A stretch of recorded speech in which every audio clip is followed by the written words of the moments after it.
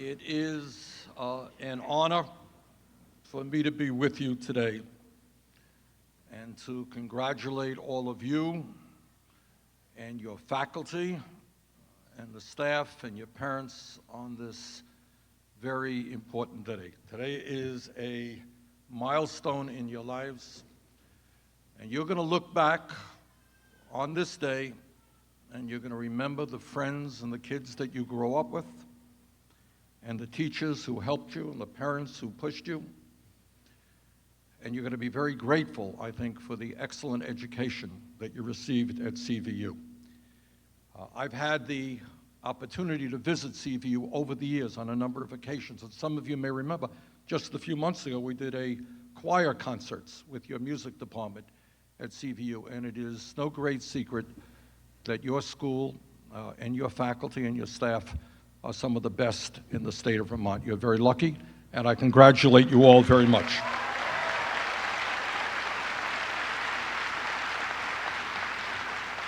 And let me thank Adam Bunting, Superintendent Elaine Pickney, and all of you for pushing you and prodding you to get where you are today. Now, some of your speakers, and I think it's an indication of what a great school CVU is, by just listening to the honesty of the young people who have already spoken. I have been deeply impressed by what I've heard from these young people, talking about their dreams, their fears, their aspirations for the future, and their willingness to be honest, their willingness to come up here and talk to a few thousand people is no small thing. So congratulations for what you've accomplished.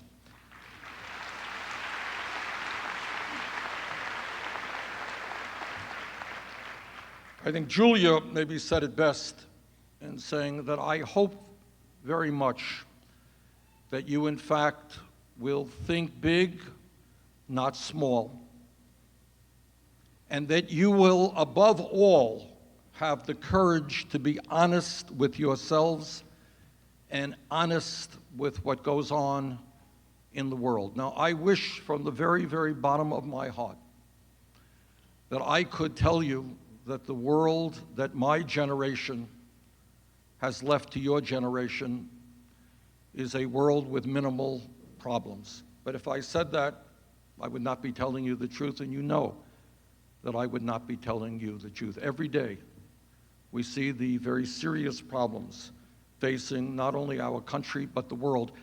Last month, I had in my office a couple of people, a young man and a young woman from Syria.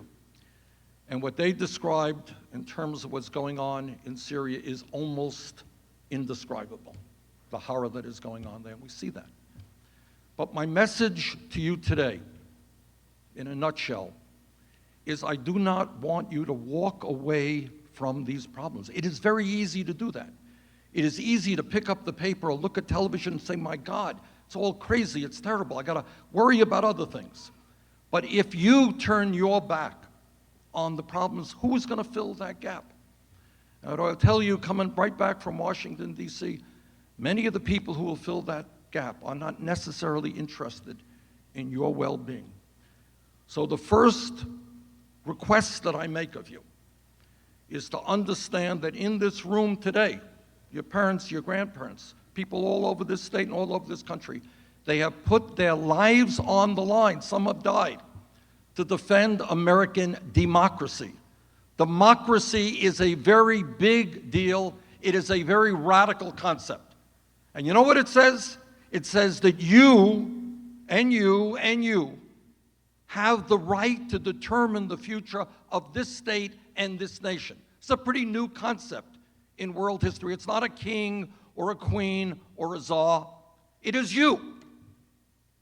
And you have, to my mind, a moral responsibility to be patriots, to remember the sacrifices of so many to maintain and strengthen American democracy. So I don't want you to look away. I want you to plunge in. I don't care what your political views are. I want you to listen to other people's ideas. I want you to treat other ideas with respect. That's how you learn. But I don't want you to walk away from the problems facing this country, of which there are so many. So let me just also mention to you is, in a sense, how do we almost determine where we should go? What's the truth? That's hard stuff.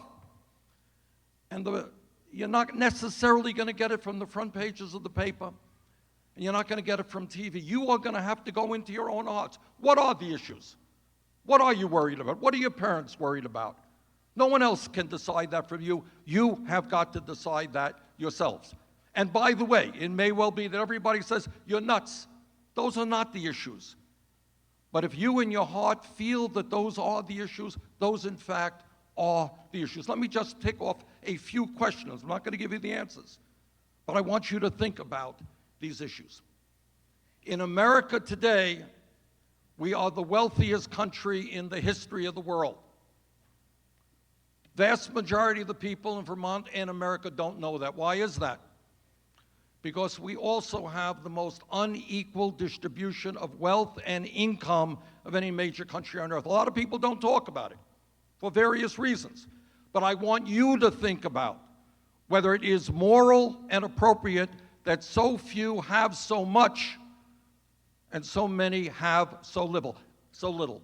Should we be the country that has the highest rate of childhood poverty of almost any major country on earth? Should we be the country where veterans sleep out on the street, where CEOs of large corporations get hundreds of millions of dollars in golden parachutes? I'd like you to think about that. Other speakers have talked about the issue of the environment. Some people will tell you that climate change is not real, that it is a hoax. I am a member of the Environmental Committee of the United States Senate. I have talked to scientists all over the world. Climate change is not a hoax. It is real. It is caused by human activity. And if we are going to preserve this planet for our children and your grandchildren, it is imperative that we have the courage, not easy, to take on the fossil fuel industry and transform our energy system away from fossil fuel to energy efficiency and sustainable energies.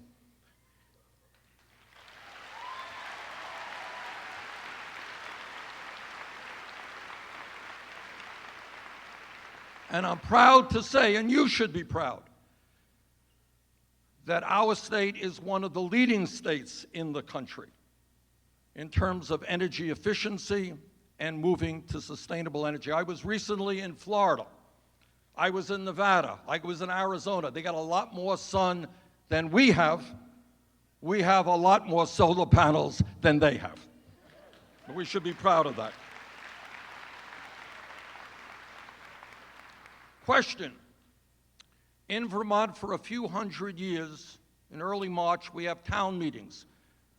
Your parents come together and they argue about how much money we should spend on education or on the roads or whatever it may be.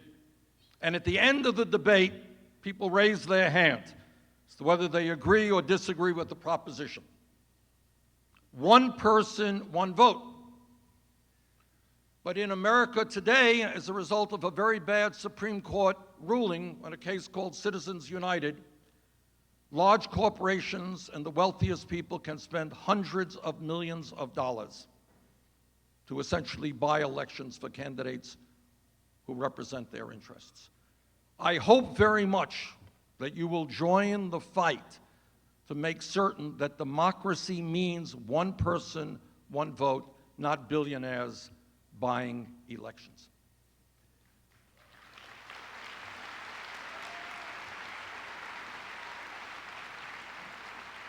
In America, we are a nation of people who come from all over the world. My father came to this country at the age of 17 from Poland. Your parents came from Ireland, they came from Italy, they came from Europe, they came from Asia, they came from Africa, they came from all over. Throughout history, there have been demagogues who tried to divide people up by their religion, by their race, by their country of origin. And I know that that what Dr. Martin Luther King said, and to paraphrase him, is that we judge people not by the color of their skin or by the country they came from. We look at people and we judge them by their character, who they are as human beings. Please do not allow anybody to divide you up because somebody's race or religion or national origin is different than yours.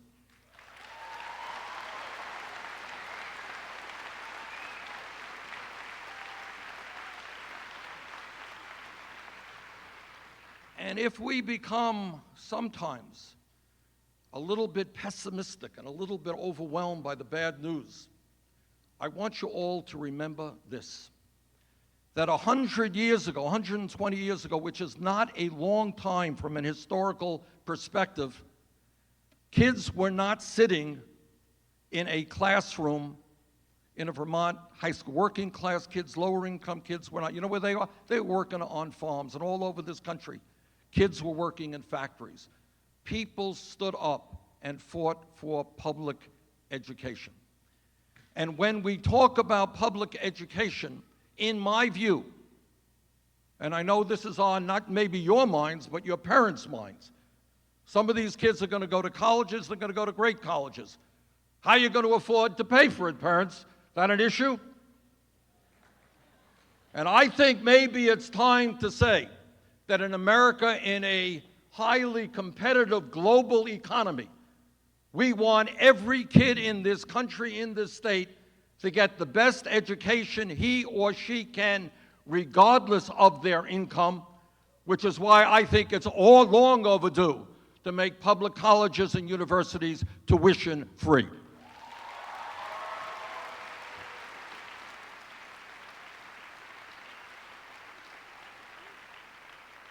So I'm not going to give you a long litany of the problems facing this country, the world, you know them. But what I am going to ask you is to use the education, the great education you received at CVU. Use the education you will continue to receive. Use your life experience to do everything you can to revitalize American democracy, to make sure that government represents all of us, not just a handful of billionaires, and to do everything that you can throughout your lifetime to leave this state, this country, and this planet a better place than you found it. Thank you all very much.